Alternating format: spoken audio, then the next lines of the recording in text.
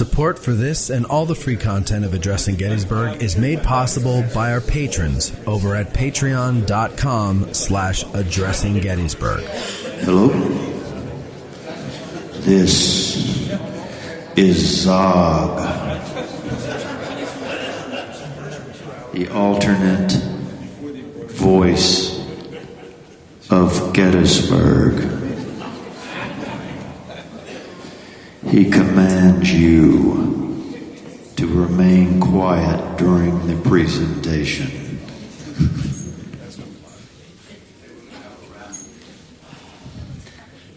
I've just received word we're having a raffle in just a minute, and we're going to have automatic firearms. If you'd like to buy a ticket on it, maybe a 50 caliber for your living room.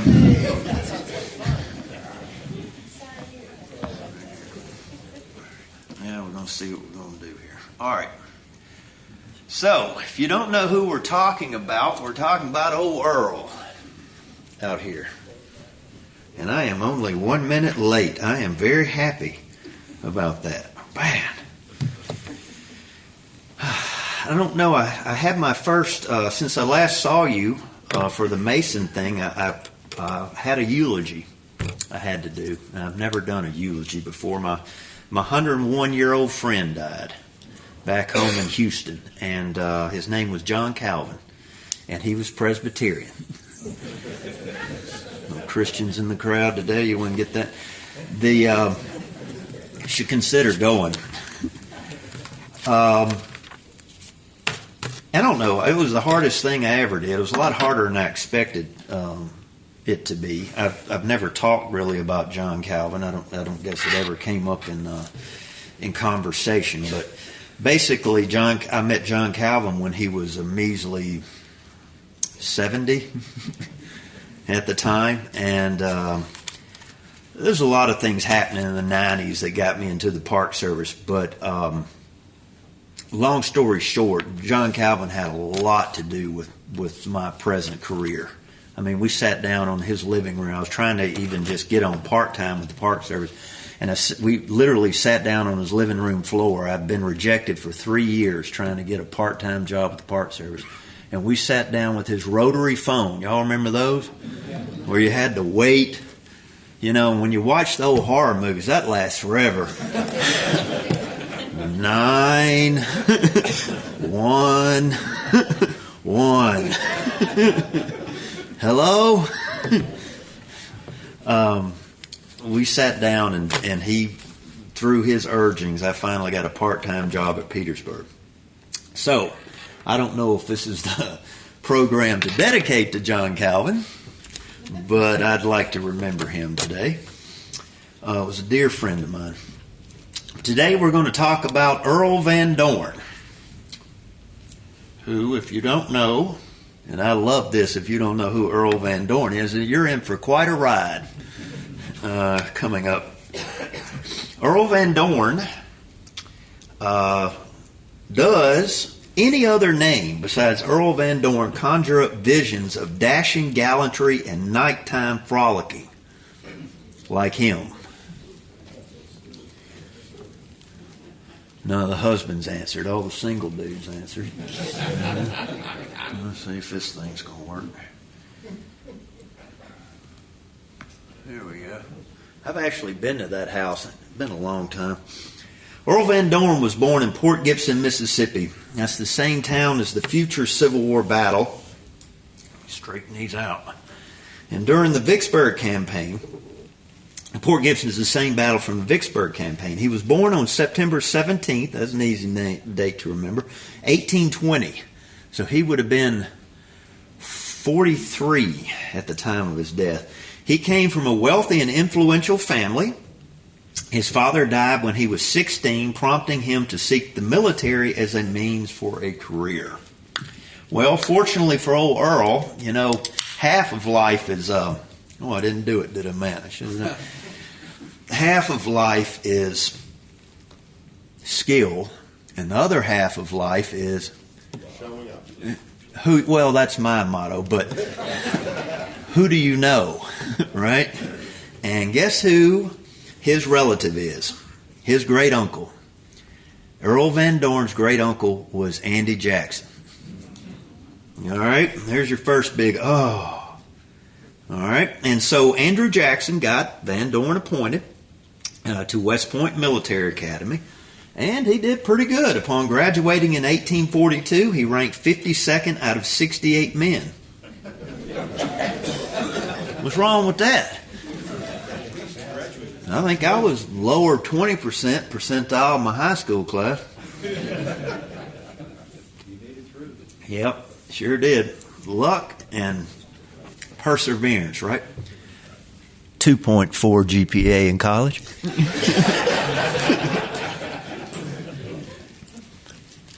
Never flunked.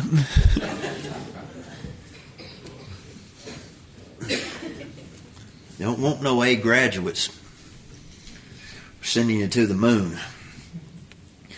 All right, so he ranked 52nd out of 68 men. And incidentally, Van Dorn beat out James Longstreet, who was 55th in his class. Foreshadowing the coming years of rebellious life and free spirit, Van Dorn accumulated over his time at West Point 183 demerits. He ranked 210 out of 217 in this category.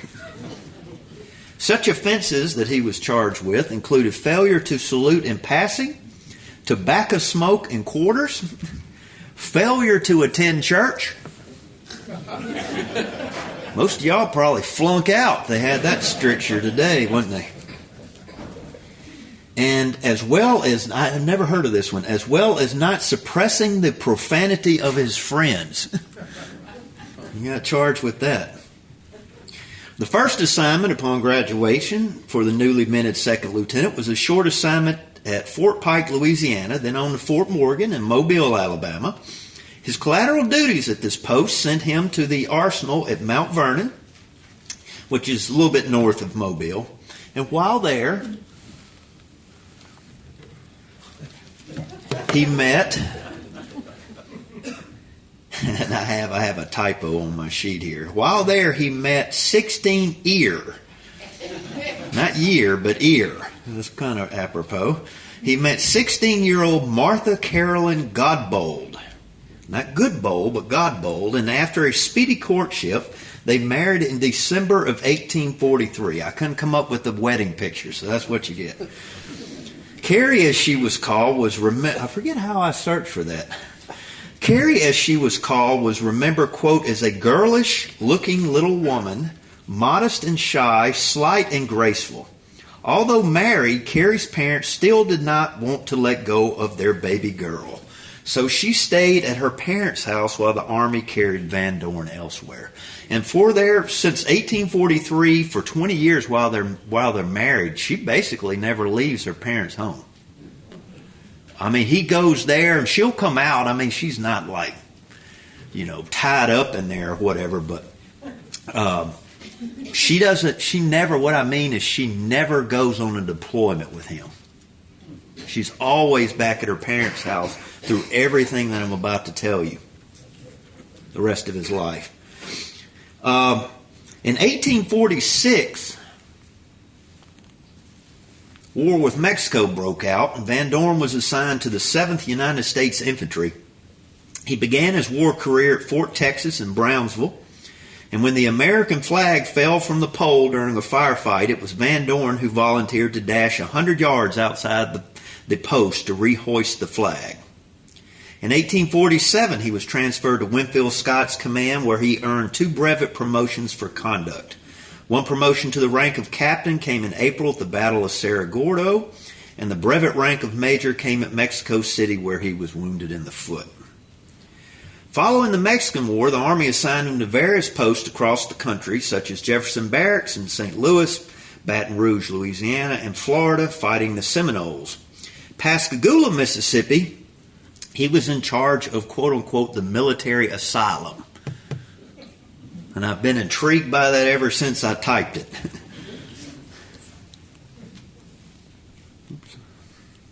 The late 1850s found him in Texas and Oklahoma chasing the Indians.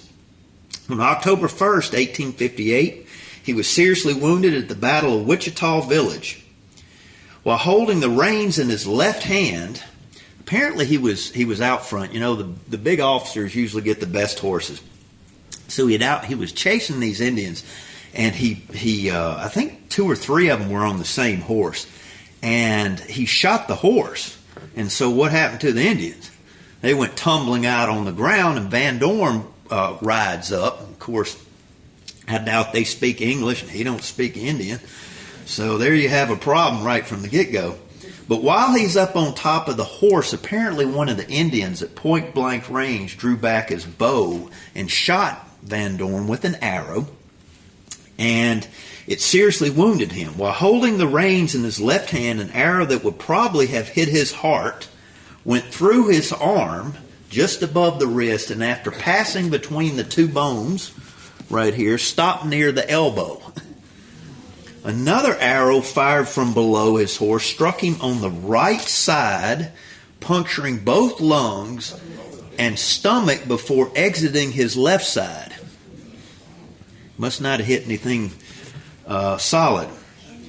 He reportedly, where's the doc? See up there? He reportedly extracted the arrows himself. Yeah. Now who thinks of themselves a man? Need no doctor. Van Dorn was expected to die. That would be my prognosis. But revealing a tenacity like no other, was back in the saddle 5 weeks later. Van Dorn became known as one of the greatest Indian fighters in the U.S. Army. He received a silver serving set from the citizens of Port Gibson, his hometown, in recognition of his gallantry out on the plains. He was also given several swords, one of which was from the state of Mississippi. And this is Van Dorn holding that sword circa 1860. Right there. I guess in his last dress uniform before he's going to resign. The thing about, before I get away from that, from the Indians right there, I think I've got the right battle. The shame about the Battle of Wichita Village is that when Van Dorn and his command pounced on the village, the leaders of the tribe were at another army post trying to negotiate a peace, and Van Dorn was unaware that the leaders were at the other post, and they basically wrote him down for no reason. One thing I want you to get before we get away from the Indian fighting and we get into the Civil War is Van Dorn is raised primarily for the most of his United States military career as an Indian fighter. And how do you fight Indians? If you have to stereotype, all right? Indians do not fight in Napoleonic fashion. What do Indians do? They're into hit and run. They're into speed. They're into deception, if you will. But that's how he learns to fight, is driving. And most of the time, you see this with George Custer at Little Bighorn. And this has happened so many times. The U.S. Army goes charging in to where the Indians are, and they just scatter. And that's where Van Dorn is coming from when he enters the Civil War. Keep that in the back of your head, because I think that'll give you a lot of insight into how he thinks. In 1860 and 61, Van Dorn was on leave from the Army when the Civil War broke out, and he promptly resigned his commission and accepted a position in the Provisional Army of Mississippi with the state rank of Major General. However, he wanted a rank in the newly minted national government and accepted a colonelcy in the Confederate infantry to date from March 16, 1861. On April 11th, he was given command of the Department of Texas with orders to arrest and detain any U.S. soldiers in the state. Can you imagine flipping like that? I mean, you just resign your commission, and now you're supposed to arrest the very soldiers you were shortly before commanding. Van Dorn got off to a quick start. You can criticize a lot of things I'm going to tell you about Earl Van Dorn, but initiative is not one of them. Upon arriving at Galveston, he requisitioned a steamer and set sail to Indianola, Texas, to interdict the last Union force in the state from leaving. Showing great audacity, Van Dorn and his command pulled up alongside the Union Star transport, Star of the West, and held the captain to tie up alongside. The captain, of course, this is the early war period. Nobody really knows what war is about. The captain, suspecting nothing, complied, and Van Dorn's men marched onto the vessel and captured it. This was the first naval prize of the Confederacy. Now follow me here, because here's some trivia for you. The Star of the West, if you back up before this, was the supply ship sent by Abraham Lincoln to resupply Fort Sumter before it fell. Buchanan. Right, in March. And then subsequently it's sent to Texas. All right? When it gets to Texas, it's doing the same thing. It's carrying supplies back and forth. When Van Dorn seizes it, they take this vessel, they take it to New Orleans. I believe the crew, if you can imagine having such honor, they bond the crew out that they captured and told them to sail it to New Orleans and they'd meet them there, right? Did I lose it already? You lost it. I lost it. Was he bringing the battery? It should have. So anyway, he gets, can y'all hear me up there? Do I need to yell higher? Let's see. All right. They take it to New Orleans, and New Orleans is going to fall in April of 1862. When New Orleans falls, they take the Star of the West and they take it up to the Mississippi River. Well, the Union Navy's coming from the north, they're coming from the south. I can't pin that on there. And there's nowhere for the Star of the West to go. So what do they do with it? They take the Star of the West into the interior of the state of Mississippi, off the Mississippi River into these little inland waters. And there they hide it. Well, fast forward to General Grant trying to take Vicksburg, and one of his attempts is called the Yazoo Pass Expedition. And they take that that steamer right there. And in order to block the Union Navy from getting in the back door at Vicksburg, they take the Star of the West and they sink it in the inland portion of Mississippi. And it's effectively, along with Fort Pemberton that was there, effectively blocks the Union attempt to get to the city. That steamer, with all that history, is now sitting at the bottom of a small river in the Tallahatchie in Mississippi. You can't see it very well, but these are the remnants of it right here. I guess the hull, if you will. Anyway, trivia. All right. The good folks of San Antonio, after he captured it, threw a ball in Earl Van Dorn's honor, and after a generous toast to give you a measure of the man, Van Dorn responded in part to the toast like this. And this is how he speaks. This assemblage of beauty and chivalry is more than a fountain to the thirstiest ambition. One smile from the beauty around me here, one kind and approving glance from the eyes of those here who, like myself, contend in the rough arena of life, were more than sufficient to compensate me for all my humble labors on the tented field. The smile of women and the approbation of men are the earthmarks of our loftiest aspirations. To win them, the student burns the midnight lamp. The soldier sheds his blood on the battlefield, and for them all are willing to die. They are the sweetest apples of the Hesperides? Am I saying that right? Oh, y'all like Greek mythology? Okay. Allow me to propose the women of the South, the safeguards of our honor, wherever they point, there our honor lies. In September of 61, Van Dorn is ordered to report from Texas to Richmond, Virginia. When he arrived, the Confederate government promoted him to Major General, making him the senior Major General in the South. At first, he was given command of all cavalry in Virginia, but Department Commander Joseph E. Johnson preferred another officer for that command named Jeb Stuart. Who said Jeb Stuart? One of y'all did. You did. That's quite impressive. Van Dorn was reduced to inspections, etc. I don't think I can do it. Oh, there you go. Thanks. Van Dorn was reduced to inspections, etc., and he did his duty but longed for action. I mean, he wanted to get back in there. This is basically, he hits me as an adrenaline junkie. One eyewitness said that many people visited Van Dorn's headquarters, quote, were around his hospitable board. The dangers of the field were forgotten for a time, giving place to the feast of reason and the flow of the soul. Now, what does the flow of the soul mean? Am I back on? Yeah. How about a round of applause for Mr. Philip Brown right over here behind you? The amazing Philip Brown with the AA batteries. Right on time. So, he's a party man. At a banquet, I love this story too, and I think my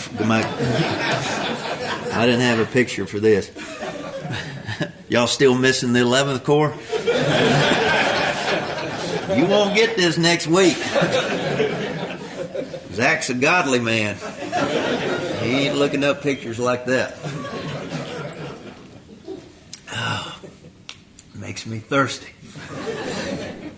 just to look at it. Carlton Smith pointed this story out to me. It's one of his favorite stories, and I wanted to include it here. At a banquet given by General James Longstreet, this is still 1861 in Manassas, an argument ensued on the subject of what song should be the new Southern national anthem. Some suggested Maryland, My Maryland, while others Dixie, not Van Dorn. He argued vehemently for the Liberty duet from I Puritana. And if I was more skilled at social media, I would have put that solo up on that screen for you. You just got to hear this thing. It'll move you. In his merriment, that's putting it lightly, Van Dorn began to sing the stanzas at the table. Upon the table and show yourself. We can't see you, said Longstreet. Not unless you stand with me. And so, atop the table went Earl Van Dorn, James Longstreet, and Gustavus Smith, bellowing the verses while a bemused Joe Johnson and P.G.T. Beauregard looked on. Some of the words they said were, some of the stanzas were, let the words, country, victory, and honor awaken terror in the enemy. Let the trumpet sound and fearlessly. I'll fight courageously. It is a fine thing to face death crying. Freedom. I'm sold. Now, while at Manassas, a lady named Constance Cary designed a new battle flag for the armies, being the senior major general in Virginia and the Confederacy, and her family also being from Mississippi, from Port Gibson. So this is, if you ever go to Port Gibson, they claim to have been the place where the first Confederate flag was designed. Okay, if you ever get there. Well, they're close. The flag was not designed in Port Gibson. Just the lady who designed it was from Port Gibson, but she was in Virginia. Does that make sense? So there's your history of the Confederate flag for today. I'm sure it'll be back. So she sent one of the original battle flags to Van Dorn. They were made out of silk, with the request that he liberate Alexandria, Virginia. These flags were unfurled for all the troops at a grand ceremony on November 28, 1861. And I told this story because, as I said earlier, Van Dorn only has 5 pictures. Okay, so this is one of the few paintings you can ever find that's got Earl Van Dorn in it. And this is the presentation of the colors. I'm sorry it's so blurry. But this is Joe Johnson, right here, with the strap down. This is P.G.T. Beauregard receiving the flag. James Longstreet, Earl Van Dorn, and still in civilian clothes, Gustavus Smith, who, if you can whip out anything that you know on Gustavus Smith, you will incredibly impress me. How about that? No, not now. I know. Pretty cool, though. I went to the museum, the Confederate Museum in New Orleans, Louisiana. If you haven't seen that one, I suggest it. It's a very nice little museum. But they have one of the Constance Cary flags, one of the originals in their collection. They don't know which one they have, but it's one of the original. And I got to see that thing up close. It's pretty cool. Not many of them obviously exist anymore. Now, Van Dorn, meanwhile, is going to get transferred back to the West. As the new year of 1862 turned over, he received a new assignment. Union forces had recently driven Confederate forces out of Missouri. Never forget how George Bush II said that, Missouri. So I've always said it that way ever since. Missouri. All right. And although the Confederates had a chance to regain a portion of the state, bickering between the two principal Confederate commanders, Benjamin McCulloch and Sterling Price, that's left and right respectively, caused the opportunity to be lost. In order to unite the two armies west of the Mississippi and achieve command cohesion, Richmond sent the senior major general in the Confederacy to unite the two forces. Van Dorn arrived to a fluid situation. Price's forces were retreating from Missouri, pursued by the Federal forces under the command of General Samuel Curtis.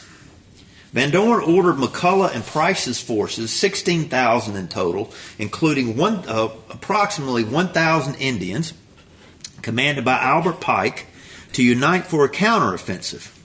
For his part, Federal Commander Curtis took up a defensive position along Sugar Creek with his 10,000-man force. So you got roughly around 16,000 Confederates versus around 10,000 Federals right here.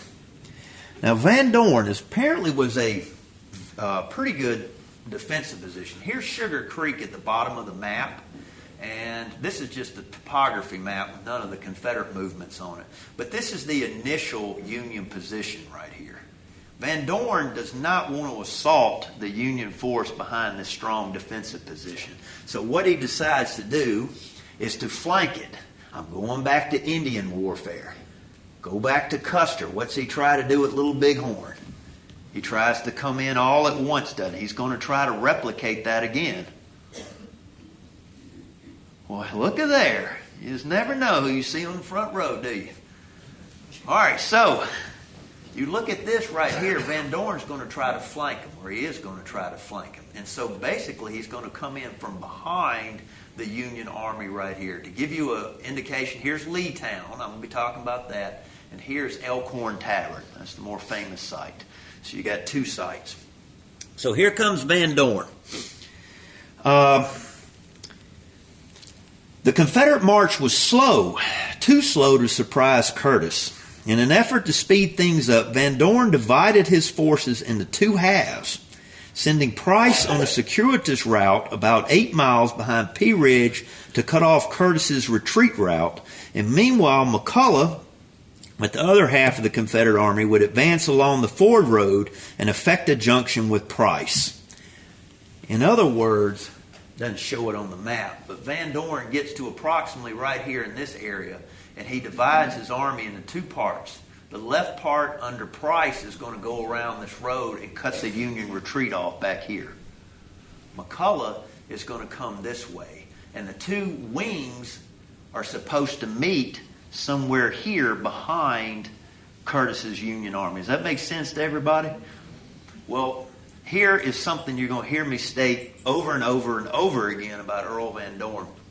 The detour road, which Van Dorn with Price's troops went around, was nothing more than a path. He didn't reconnoiter where he was going. And that Confederate army just gets bogged down and slowed down. The Union army gets out there and does what in front of them? Fells trees, everything to impede them. They can't get around to the area. And so the two wings are not going to hook up by March 7th. Over here at Leetown, unfortunately for McCulloch, he is going to run into a portion of the Union forces. Here you go. If you look at this big map, here's Elkhorn Tavern, here's Leetown. This shows you what's blown up on the smaller map right there. So McCulloch, with the right wing of the Confederate Army, bumps into the Union at Leetown. He had 8,000 men. They were veterans of Wilson's Creek, the battle there. They marched east on the Ford Road, which is at the top of that map, where they were set upon by Federal cavalry under Cyrus Bussey. Bussey or Busey? I think Bussey's. Bussey's attack bought Union Division Commander Peter J. Osterhaus precious time to bring up his infantry. And while what I'm saying is cavalry hits them, McCulloch turns to fight, infantry comes back up, and guess what?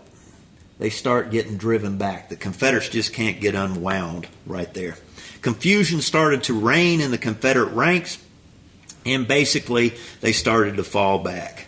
On the Confederate right flank, or the Union left, up here, the Indians, which I mentioned earlier, are going to be fighting in this wood line, you can't see it very well, against some of the Union troops right here, and they quickly rout. They're disorganized, though, but they do stay around for the most part, I believe. They didn't get any support because the other half of the army was away, and McCulloch's force is forced to withdraw. As a side note, though, those Indians right there, and that is an actual picture right there. Pike's Indian Brigade participated in the fight. As I said, they didn't fight well in conventional Napoleonic tactics, but fighting Indian style behind trees, etc., they harried the Federals before breaking for the rear, along with everybody else. However, they did return later to take some scalps. Reportedly, they captured one or two Union cannons during the initial Confederate advance, and I don't know what their reasoning was, but they, instead of towing them to the rear, they proceeded to burn them, the carriage and everything, to the ground. Yeah, a little bit different, no? Meanwhile, Van Dorn is with the Confederate left wing, Price's wing, and on the morning of March 7th, they struck the 24th Missouri Infantry near Elkhorn Tavern. Eugene Carr's division comes to the aid of the lone regiment, but to no avail. Van Dorn's cautious deployment of Price's force allowed Carr, the Union commander, ample time to reinforce his troops around Elkhorn, and the Southerners still held the numerical advantage. Successive waves of Confederate attacks on both Union flanks forced the Union to withdraw or fall back to Ruddock's Field. That's right here, down at the bottom. And Curtis tried to mount a counterattack. You can see that at the bottom of the map right here, but nightfall is going to set in upon him. Both sides come to a halt. March 8th, pretty much that sums it up. If you look at the big dark red arrows and which way they're headed, do I really have to explain anything else? The Union Army that was at Leetown, that half of it, Osterhaus and the rest of them, Carr are going to come over here. They're going to reunite with the rest of the Union Army, and they're going to attack the remnants of Van Dorn's forces. They launched the counterattack the next day. Van Dorn has left his supply wagons about 15 miles behind his army, so he could expedite the movement right there. He has no way to resupply his forces. They quickly shoot up the remaining artillery ammo which they have, and what little precious ammo, small arms ammo, is gone too. And they just start to retreat from there. Though the Confederate Army escaped, the Union victory at Pea Ridge solidified federal control over Missouri for the next 2 years. In his after-action report, Van Dorn stated that he did not suffer a loss, though.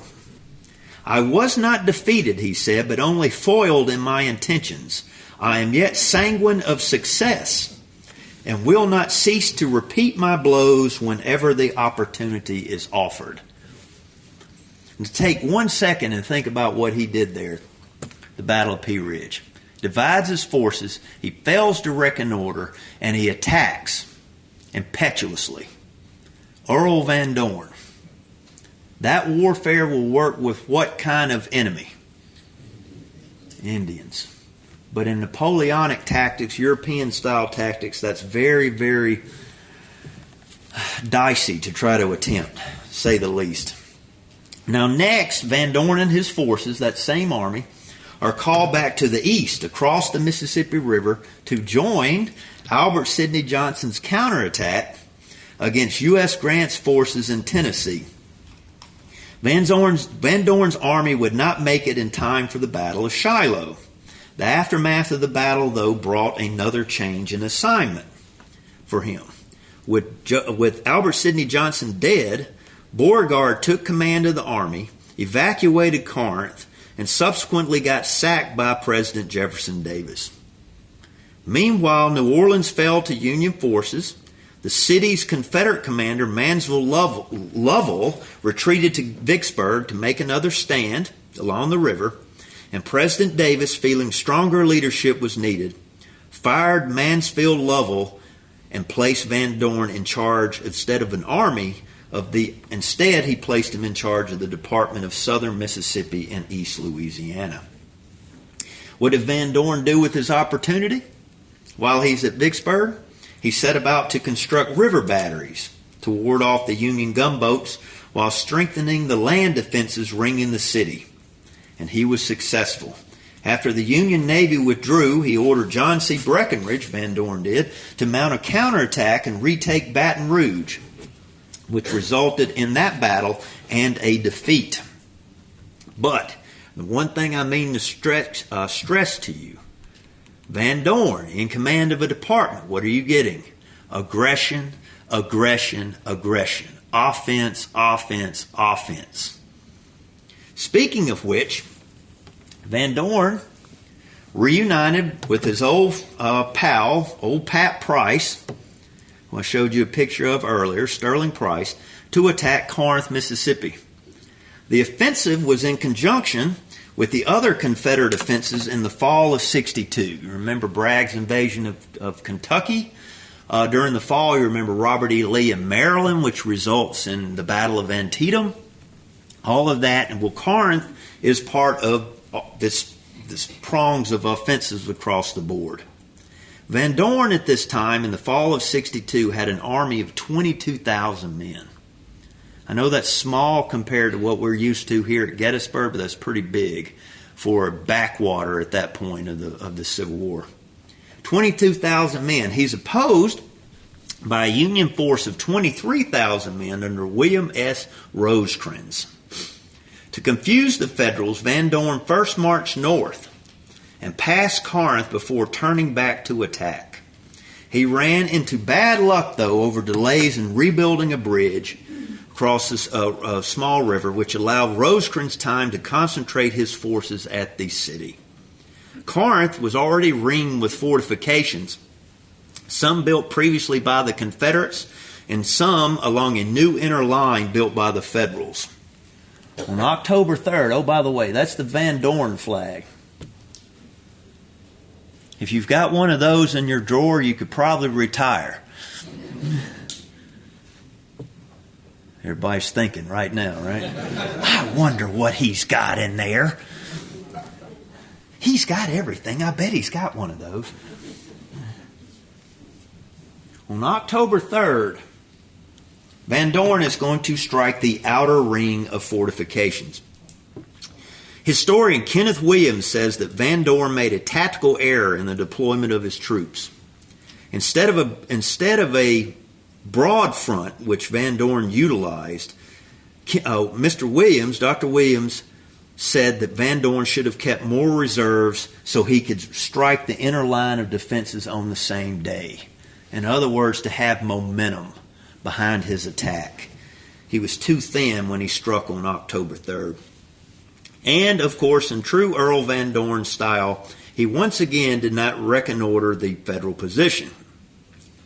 Nevertheless, the fighting began and the Confederates steadily pushed the Yankees rearward. A gap occurred between two Union brigades, which the Confederates exploited in the early afternoon, and the Union troops tried to close the gap but were unsuccessful. Old Pat Price then attacked and drove the Federals back further to their inner line. By evening, Van Dorn was sure that he could finish the Federals off during the next day. And this confidence, combined with the heat fatigue and water shortages, persuaded him to cancel any further operations. In other words, he didn't follow up his success. On October 3rd, Union Major General William S. Rosecrans regrouped his men that evening in the fortifications, and by the next morning they were ready to go.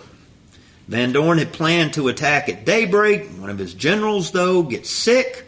Apparently the general that got sick didn't tell the boss that he was sick. Let me tell you something from working for the government. They get real antsy when you don't call in and tell them you're sick and you're just not here. I don't know how that happened, but the attack is delayed. Confederates fire off a few artillery rounds. The Union artillery promptly does what the Union artillery always does and smothers the Confederate artillery, driving them away. And then Van Dorn attacks with the infantry.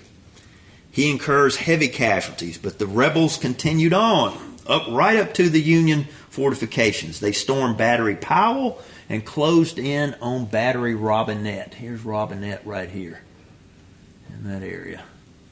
We'll see. Oh, here's Powell up here in this area. Okay.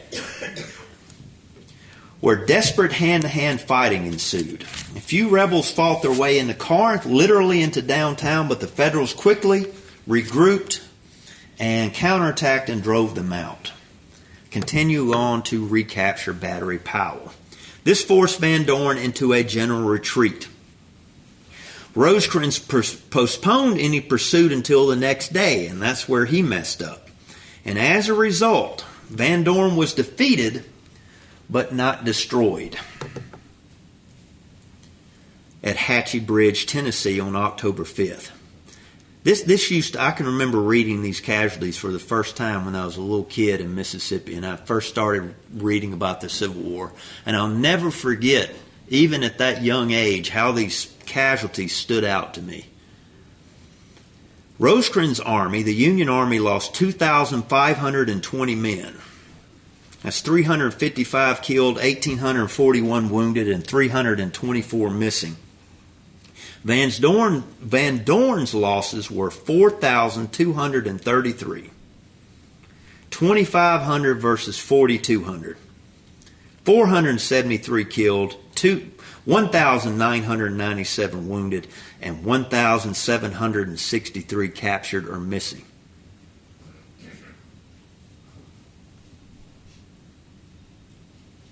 Now, why wouldn't you want that, Al?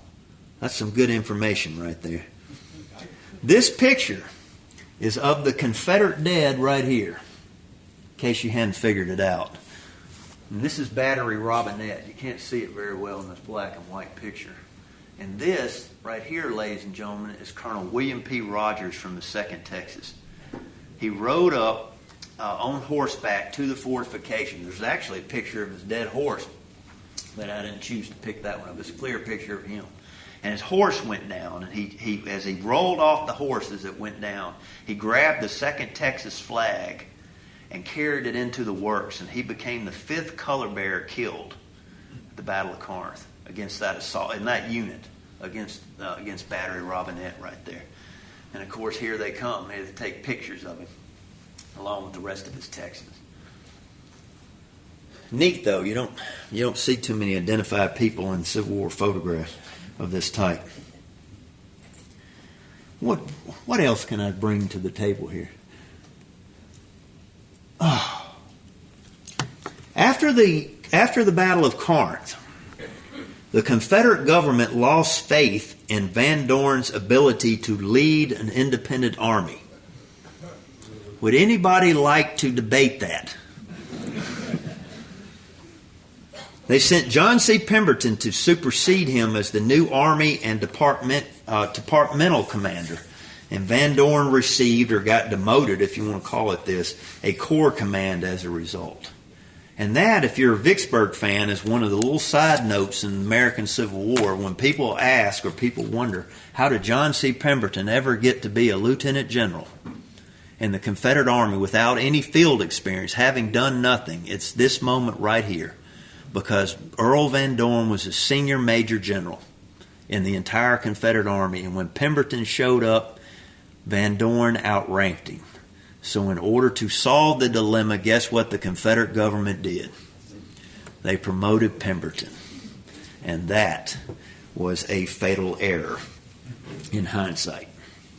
Beginning in November of 62, though, Grant, that U.S. Grant, if you've ever heard of him, if you haven't, he's on the $50 bill.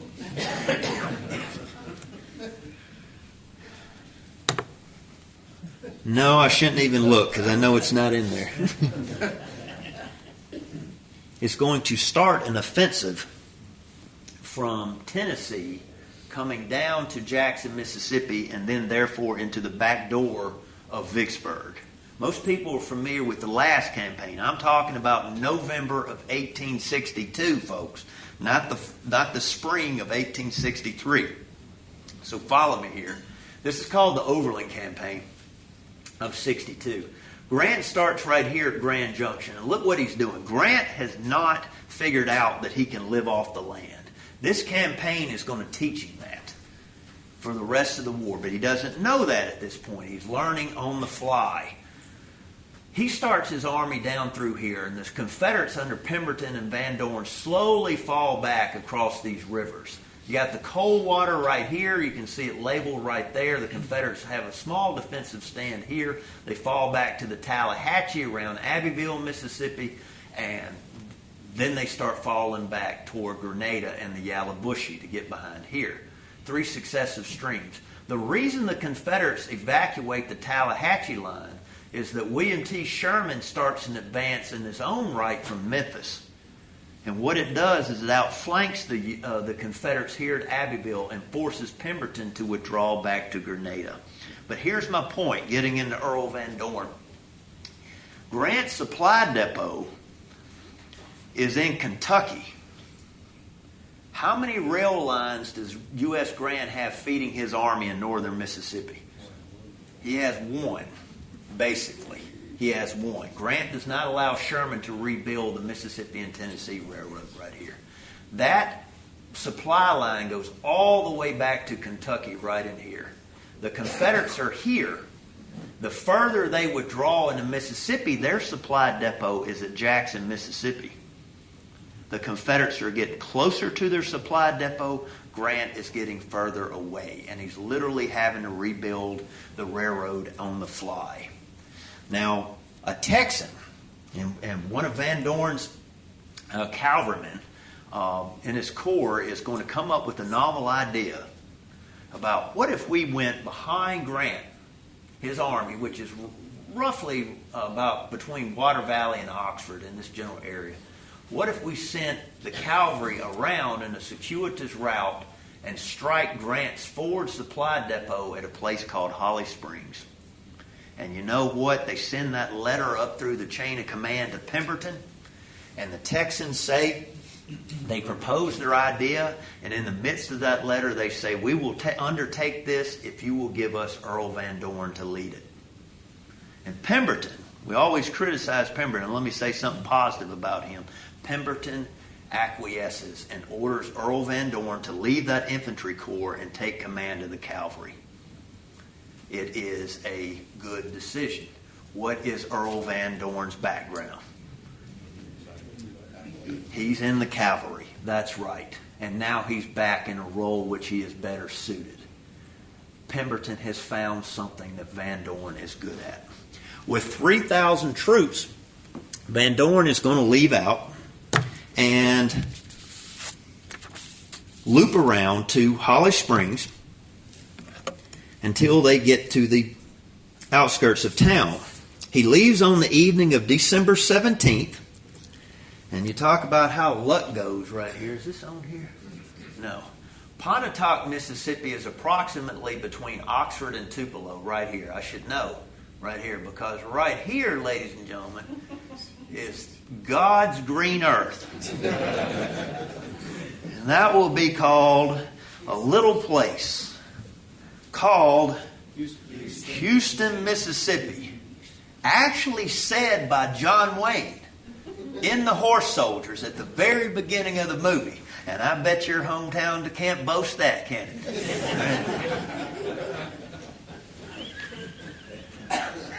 Whatever. Don't hate.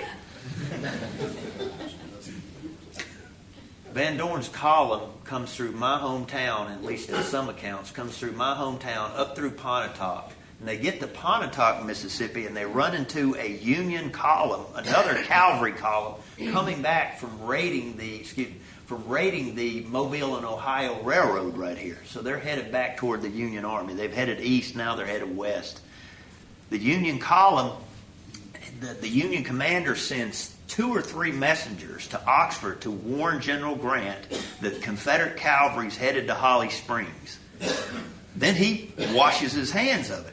24 hours later, the main column gets to Oxford. He goes to see Grant, and Grant has received not one of those messages saying where the Confederate cavalry is.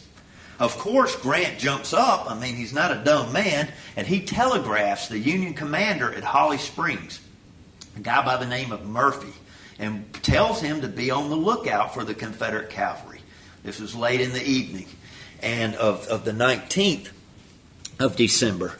And Murphy proceeds to summon a couple of his officers, but he throws out no extra pickets. He does not take his garrison and put them in a battle formation, which he had a couple infantry. He had an infantry regiment and a cavalry regiment. He basically makes the decision to go to bed.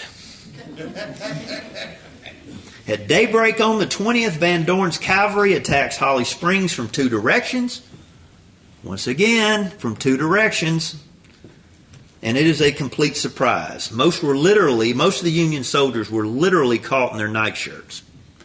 And one Confederate veteran would remember fondly as they drove down Main Street of Holly Springs that the ladies, who didn't know they were coming either, threw open their shutters and were waving at them in their night clothes as they dashed past with their handkerchiefs and stuff. I know that doesn't excite you in 2020, but let me assure you, for 1863, that's some prime entertainment right there.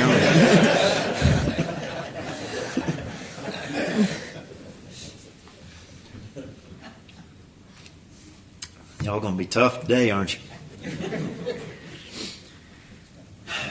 Van Dorn literally captured tons of supplies and about 1,500 prisoners, all of which he paroled. He couldn't afford to carry them with him. He burdened him too much. The Confederates then plundered the depot and set fire to the supplies and hundreds of bales of cotton. Here's something that most of you probably never heard about. There was a lot of, when the Union Army started advancing into the Deep South, there's a lot of people that always make money off of a war. You don't think that happens, you need to think again. Money is a money-making proposition for a lot of different people. That's sad to say. But it's not different in the Civil War either.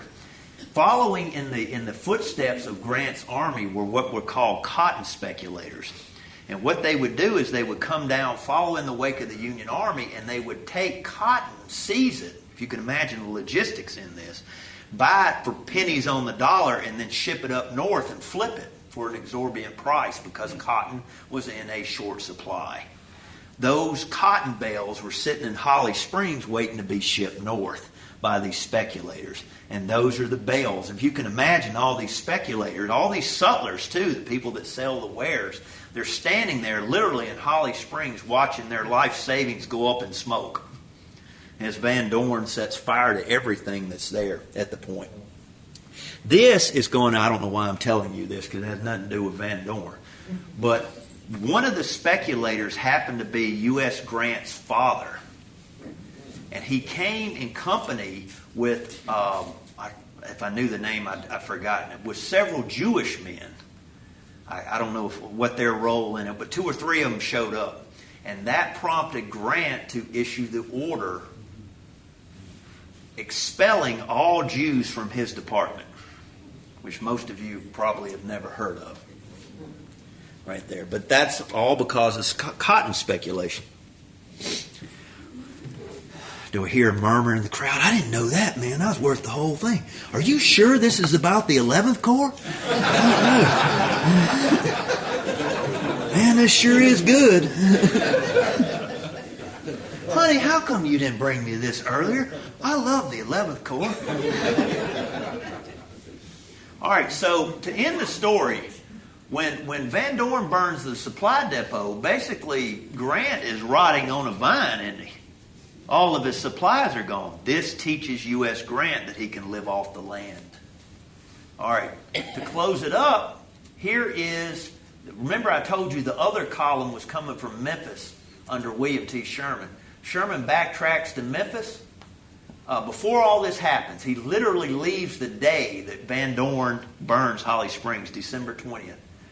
Sherman is loading up that very day on transports, and the plan is for have Sherman come down the Mississippi River and seize Vicksburg while Grant holds the Confederate Army at Grenada. Grant has to withdraw because of Van Dorn's burning of Holly Springs. Sherman doesn't know anything about it. He arrives at Vicksburg. He gets off the boat. He's expecting Grant to show up to help him. Grant doesn't show up. All Sherman can hear is distant train whistles in Vicksburg from all the Confederate reinforcements pulling in every hour. And so he's in a swamp. He has nowhere called Chickasaw Bayou, and he has no idea of where Grant is. And so, lacking anything else to do, he attacks. And that cost him, Sherman's command, 1,776 casualties. And that is partly the responsibility. That defeat, it can partly be attributed to Earl Van Dorn. That's Earl Van Dorn, commander of the 11th Corps. You know, somebody's going to turn this tape on, and they're going to start at like minute 20. And they're going to be completely confused. All right. It was the pinnacle. Holly Springs was the pinnacle of Van Dorn's success in the Civil War. He was lauded in every corner of the Confederacy. And glory, folks, glory. Are you picking this up on the man? Glory was his. That's what he wants. Loves it. Loves every bit of it. Combat, glory, the whole 9 yards. You put on your thickest southern drawl, get yourself a mint julep, and you got Earl Van Dorn. In January 1963, Van Dorn received a transfer to Tennessee to command the majority of the cavalry of the Army of Tennessee. He and his command were stationed around the Columbia and Spring Hill area. On March 5th of 1963, Van Dorn scored another stunning success at a small engagement at Thompson Station near Spring Hill, Tennessee. As you can see by the map, well, anytime that you can see a red arrow going behind your position, you may have a problem. I'm just saying, if you don't look at a lot of military maps, if you like the blue, this is not good. And it's especially bad when you got the arrow connected to the name of whose first name is Nathan Bedford Forrest. Real quick synopsis. Union mounts an attack first with these two regiments, 85th Indiana, 33rd. They attack, they're repulsed. Whitfield and Armstrong of the cavalry start to push forward. Forrest then flanks them, gets between the Columbia Turnpike and the Union forces, basically the retreat route, and Van Dorn bags almost the entire command. Battle of Thompson Station. Now, one of us in the side, I was hoping some of you might like this, so I decided to throw this story in for you because I couldn't believe it myself when I found it.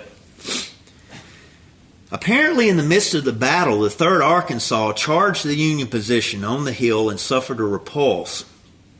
With their colonel killed and the flag bearer slain also, the unit began to panic.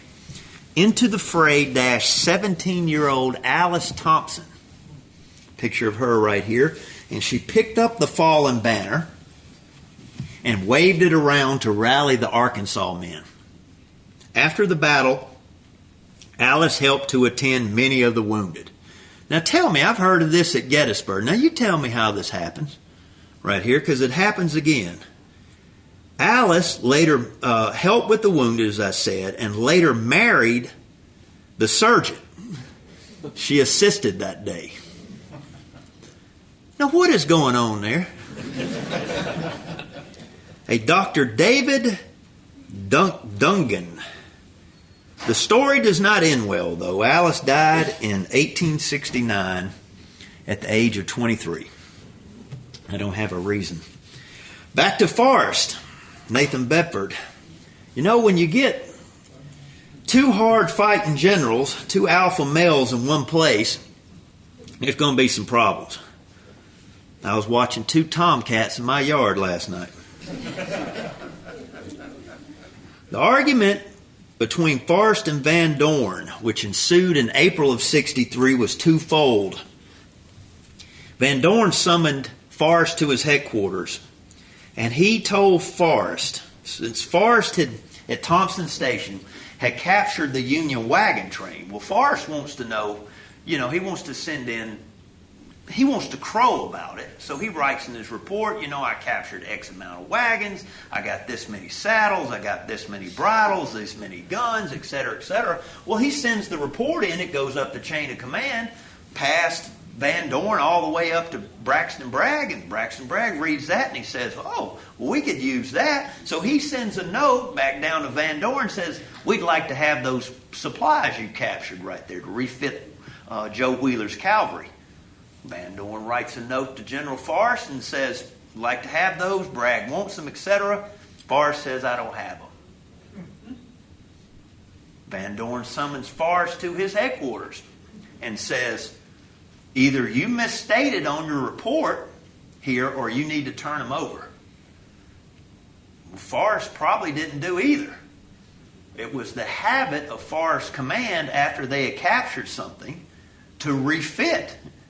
So what they did is threw the old junk that was worn out away and took the new stuff and put it on the horses and kept on riding. So how are you supposed to get it back now? I don't know if Forrest ever told Van Dorn what had happened, but I think that's the discrepancy. That's the first problem they have between the two. The second part of the argument involved a newspaper article that gave credit for the Thompson Station victory to Forrest instead of Van Dorn.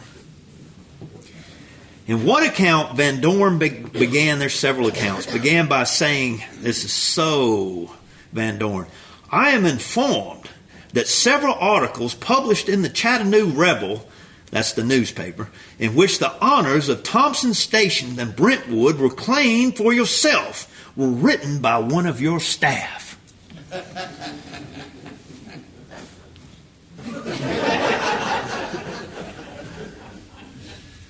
I know nothing of the articles you refer to, Forrest retorted, and I demand from your authority for this assertion. I shall hold him responsible and make him eat his words or run my saber through him. And I say to you as well that I will hold you personally responsible if you do not produce the author. According to another staff officer, Van Dorn related that when he accused Forrest, that General Forrest, quote, expressed his conviction of my too great willingness to listen to stories to his discredit. One thing led to another. This is a big long quote. One thing led to another until at length, this is Van Dorn speaking, I threw off all restraint and directly expressed my belief in his treachery and falsehood, suggesting that then and there was as good a place as any, and time was here to settle our difficulties. And suiting the action to my word, I stepped to where my sword was hanging against the wall, snatched it down, turned to face him. Forrest was really a sight to see. He had risen and advanced one step, his sword half drawn from its scabbard, his face aflame with feeling. But even as I unsheathed my own sword and advanced to meet him, a wave of some kind seemed to pass over General Forrest's countenance. He slowly returned his sword to its sheath and steadily, regarding me, said, "General Van Dorn, you know I'm not afraid of you, but I will not fight you, and I leave you to reconcile with yourself the gross wrong you have done me. It would never do for two officers of our ranks to set such an example to the troops, and I remember, if you forget, what both of us owe to the cause." Van Dorn told his staff officer, "I never felt so ashamed in my life." You believe that? Van Dorn went on to say that he recalled Forrest's manly attitude and words. This is a true gentleman right here. Forrest's manly attitude and words to our true position. And, quote, "I immediately replied that he was right, and I apologize for having used any such expression to him. And so we parted better friends, I believe, than we have been before. Whatever else he may be," he told his staff officer, "General Forrest is certainly no coward." Somebody could have got killed. There's one you probably haven't seen. Now, I hope at this point that I brought out some of Van Dorn's personality characteristics. He was impulsive, he was highly emotional, he was courageous to a fault. Even after the bloody repulse at Corinth and the Confederate army retreating, Van Dorn still wanted to turn back and attack the city. General Sterling Price reportedly told Van Dorn, "General, you are the only man I ever saw who loves danger for its own sake. When any daring enterprise is before you, you cannot adequately estimate the obstacle in your way." End of quote. On the other hand, to show you the softer side, Van Dorn was also a Renaissance man, so to speak. He was skilled in painting, poetry, and horsemanship, all of which a career military officer and a gentleman should have. So I guess all of you will be going out to buy a horse after this program. As far as the painting, I'm sure it's a work in progress. Van Dorn also, as I said before, had an insatiable desire for glory. If you want to know how the man ticks, that's half of it right there. I'll give you an example. From a letter to his sister Octavia in Mexico in 1846, his first battles, he writes his sister, "Don't you poor helpless female population wish you were men, so that you might snatch a sword and join in the game for glory? What does the gambler know of excitement who has millions staked on a card? He loses millions, he can win but millions. But here, life is too loose, glory to win. Who can know what the bosom feels, how the heart swells with burning emotions, hopes, and proud longings for distinction?" Now we come at the conclusion of the program, what most of you have been waiting on. When trouble beset Earl Van Dorn, Earl Van Dorn had one last passion.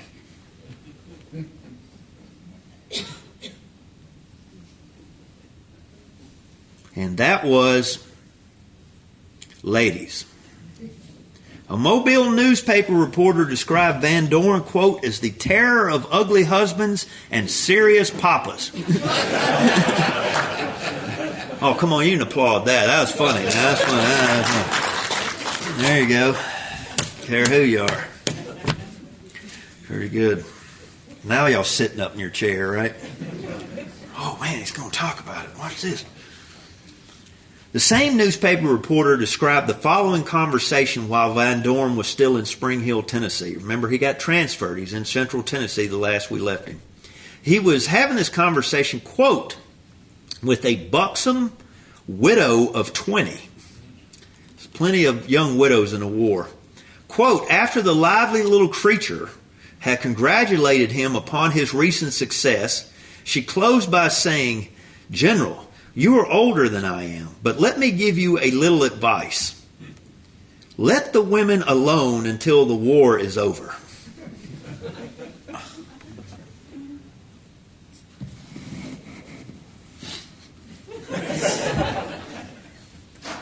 "My God, madam," Van Dorn replied, "I cannot do that, for it is all I am fighting for. I hate all men, and were it not for the women, I should not fight at all. Besides, if I adopted your generous advice, I would not be speaking to you now." By the time he got to Spring Hill in 1863, Earl was already versed in having affairs.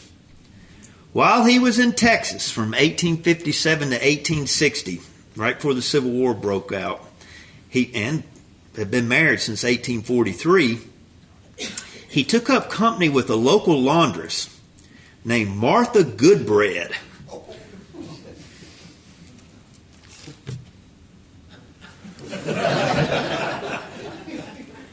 And man, he must have poured fire to it, because they had 3 children while he was stationed in Texas. Basically, Van Dorn had a second family. Family members feel, from his first family, family members feel that it is unlikely that his Mississippi family ever knew of the Texas family.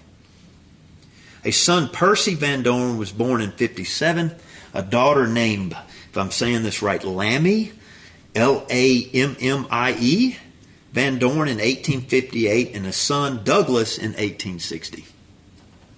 And then Van Dorn apparently just walks. Whether he was married to this lady in Texas, I don't know. It really wouldn't matter, because it would be invalid if he did. I don't know what she knew, if she knew anything. Maybe she didn't know, maybe she didn't care. You just never know about folks. He also had there was a rumor of an affair with an 18-year-old at Vicksburg. This is going back to 1862. I was at, Vicksburg is one of my hobbies to research, and I was at the Library of Congress one time reading some of the papers of one of Van Dorn's staff officers, and I ran across a letter from that gentleman home. And in the midst of this letter, he writes his parents and says, "I want to assure you," I'm paraphrasing, "I want to assure you that the rumors you have heard about the general are false." I found that. I got it somewhere. Do y'all have any paper in your house? That's the bane of my existence. Now we come to April of 1863, and Van Dorn goes to the home of Dr. George Peters to inquire about using his farmland to graze his command's horses. Dr. Peters was not in at the time, but riding up in a carriage was the lady of the house, a lady named Jessie Helen McKizack Peters. After introductions, Mrs. Peters offered the general the use of a cabin that was on her farm as his headquarters. Van Dorn accepted, but apparently did not start utilizing it right away. When Jessie found out the general was finally using the cabin, she generously had a bed sent down, along with a desk and basic furnishings for the place. Always want to be comfortable. Van Dorn, though, apparently still used his other headquarters, which was in town, primarily over the cabin, which was located 6 miles outside of town. When Dr. Peters gets back to town, he's not very happy. But he doesn't really know. I imagine I don't know if this is the first time, second time, the third time. But according to one staff officer, Dr. Peters came by the cabin and greeted Van Dorn and his staff and offered his services as a doctor to Van Dorn's command. Now, I don't know what age he was right here, but Dr. George Peters was 51 years old in 1863. Jessie, which was his third wife, was 25 years old. You're going to get hit. You keep laughing like that. You ever, don't encourage him. Objection. She's 25. They were married in 1858, so they'd been married about 5 years. She was described as a local dark-haired beauty, witty and intelligent, and the daughter of a prominent Spring Hill family. Besides the age difference, apparently, I know they're about the same age there, but there was a big discrepancy back in the day. Apparently, the married couple were not well suited for each other. She was young and liked entertainment, dances, and socializing. Well, guess what he wanted to do? He wanted to sit at the house. The doctor liked quiet evenings studying his medical books or attending to his business, his farm business. His medical work and land holdings in Arkansas and Tennessee often kept him away from home.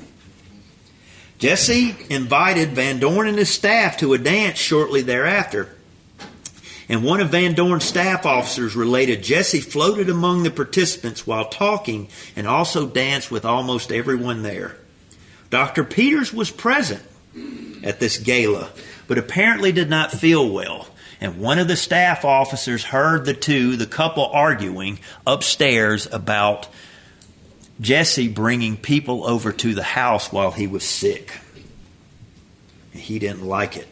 This prompted the party to break up early. The next day, Jesse showed up at Van Dorn's headquarters all alone.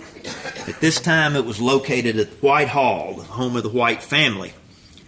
After asking to see Van Dorn, after knocking on the door and asking to see Van Dorn, instead of going to the parlor, which was proper, you walk into the room, you ask to see the person you wish, then you step into the parlor where all parties can observe you.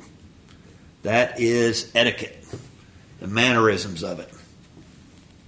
She just blew through the front door once it was open, went out the back door, went up the back stairs, and proceeded to be by herself with General Van Dorn in his office for the next hour. Probably reciting poetry.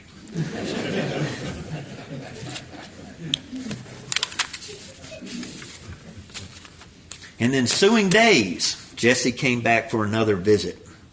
The thought of scandal besmirching the family sent Mrs. White to her sickbed, leaving the husband the delicate task of getting Van Dorn out of the house. Legend has it that Mr. White actually tactfully got Van Dorn out of the house by claiming he needed the room for the rest of his family.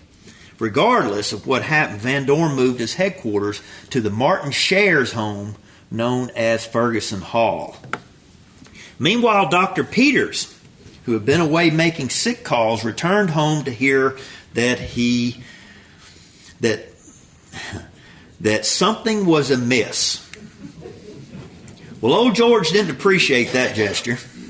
And now this is where the story has several versions. One version, according to Dr. Peters, which has to be self-serving, has him appearing unexpectedly at his own home at 2 a.m. and finding Van Dorn and Jesse present there. Van Dorn, being caught, agrees to write a confession if the doctor won't kill him. Dr. Peters shows up in the next day or two at headquarters to get it, and Van Dorn, this is the room, Van Dorn refuses, orders the doctor out of his room with an oath, turns back around, and the doctor shoots him in the back of the head. The other version has Van Dorn unaware that something is amiss. He doesn't know that Dr. Peters, he doesn't know anything's coming, in other words. In this version, Dr. Peters arrives at headquarters. The staff officer readily admits him to Van Dorn's office. I mean, they knew him. I mean, they had stayed on his farm. They had used his cabin. They had drank his whiskey. Van Dorn had told him to let Jesse and Dr. Peters into his headquarters into his office without any hesitation, etc. So they just waved him on in.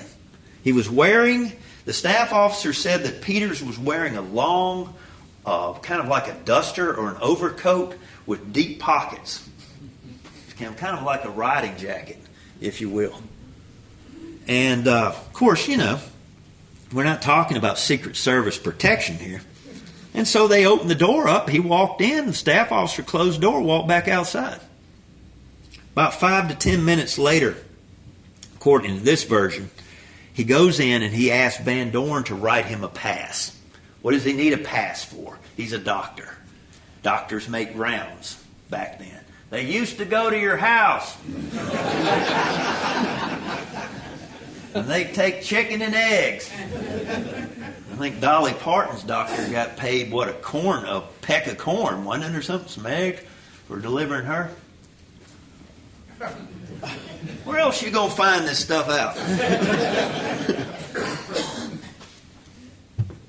Anyway, he needed a pass to get through the lines. And Van Dorn, when he asked Van Dorn for the pass, Van Dorn turns back around to his desk, his field desk, starts to write that pass out. When he finishes it, hands it to Dr. Peters. Dr. Peters has the pass. I don't know if Van Dorn turned back around. I don't know exact circumstances. Pow, right in the back of the left side of the head. He goes down. The staff officers, Peters rushes out of the house, jumps on his horse, takes off toward Nashville. The staff officers rush into the office and they find Van Dorn slumped over the desk. He dies 5 hours later. There's nothing you can do for that. These are reportedly the bloodstains on the floor. There. This is forensic evidence, Andy. That's something. I don't know. Probably just a magic marker, right? You give me an extra $50,000 on the house, though, for those stains. I'll put some more in there for you, too. It always intrigues the poor people of Gettysburg how much you richer people will pay for that little plaque on your front door if you want to live here. How much that's worth to the house. Did you do it? Is that why you laughed? You're going to? Yeah, everybody wants that little plaque. If you don't know, you will if you're going to move here. So, what does Van Dorn do? He writes a pass to his killer, and that allows his killer, his murderer, to escape. Interestingly enough, Jesse, I didn't know this until I researched this, gives birth to a girl on January 26, 1864. This is May 6th or 7th, depending on who you read when Van Dorn's assassinated. Anybody want to do the math? They named her Medora. In 1866, Dr. Peters files for divorce, citing abandonment on the date of May 7th, 1863. The couple reconciled, though. It may have been over property. It may have been they really liked each other. But, a lot of marriages were not put together back then for love. A lot of assets at stake. Anyway, a lot of lifestyles. Regardless, George and Jesse Peters sold their Spring Hill, Tennessee home in 1873 and moved to Memphis. And that is where they're buried. George passed in 1889. Jesse passed in 1921. And the ironies of all ironies. Remember Medora? She is with or helps to take care of Dr. Peters on his deathbed in 1889. Van Dorn is still with him, so to speak. Now, the coverage of Van Dorn's death was mostly slanted toward the allegiance of the publication. Quote, "The murder of General Van Dorn," wrote the Montgomery Advertiser, "will strike a thrill of horror through the whole South." But Pennsylvania's Carlisle Weekly Herald had the most biting critique of the dead general. This man was a conspicuous traitor. He had not a particle of moral principle, deceiving alike friend and foe. He was false to his country, his God, and his fellow man. A violent death was the natural consequence of a life stained all over with violence. Yeah. Reportedly, Van Dorn's funeral none of the churches in Spring Hill would allow Van Dorn's funeral to take place there. That's pretty rough, isn't it? Yeah. Yeah, I know. I was a pallbearer at that funeral I was telling you about earlier, too. You ever go? My dad always comes home. When he gets home from being a pallbearer, he says the same thing every darn time. He comes in, he'll sit down, he'll just slump into the chair, and he'll go, somebody wasn't picking up their end.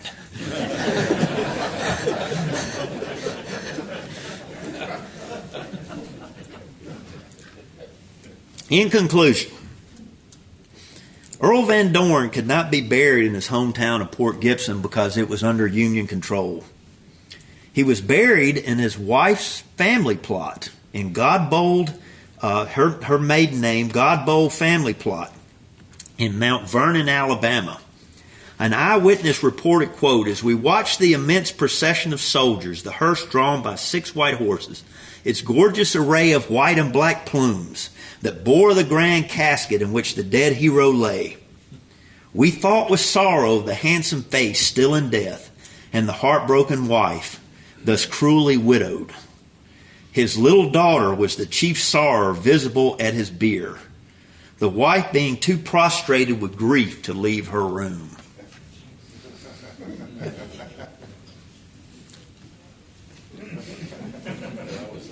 That's tongue-in-cheek.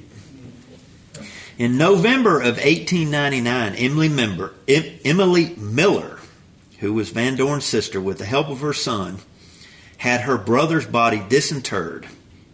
She accompanied the casket by rail to Port Gibson for reburial next to her father in Wintergreen Cemetery. Both stones facing south toward the Van Dorn home, as the judge, Van Dorn's father, wished. At Port Gibson, I don't know why they did this. I couldn't do it.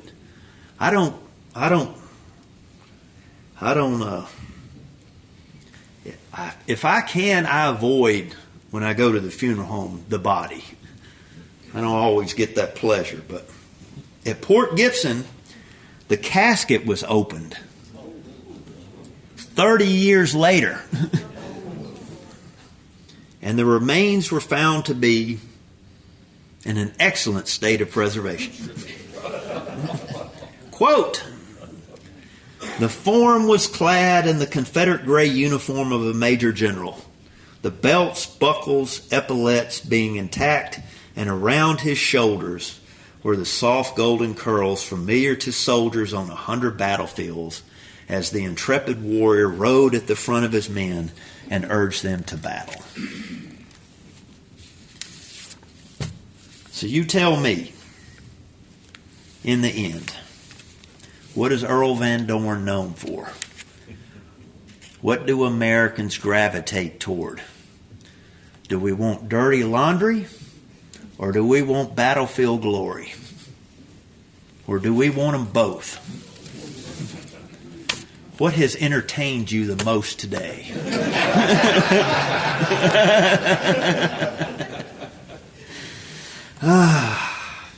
And for all you people that think that the grass is greener on the other side of the hill, you can always remember the story of Earl Van Dorn. Thank y'all very much. I appreciate it.